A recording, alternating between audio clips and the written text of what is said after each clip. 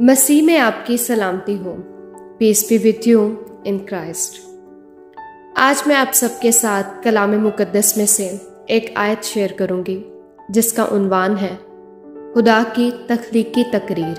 Today I am going to share the Bible verse with you and its topic is Lord's creative speaking.